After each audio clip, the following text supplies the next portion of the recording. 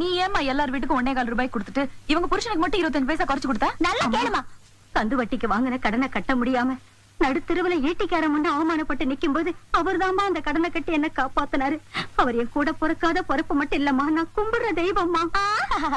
கையும் களவுமா பிடிச்சிட்டோம்ல, அதான் சும்மா நீலி கண்ணீர் வடிக்கிறா. சட்டப்படி தப்பு.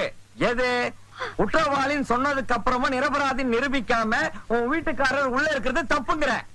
தம்பி தம்பி சீக்கிரம் வெளியே வாப்பா. இங்க கத்திரிக்காய் விவகாரம் கோர்ட் வரைக்கும் போயிடும் போல இருக்கு.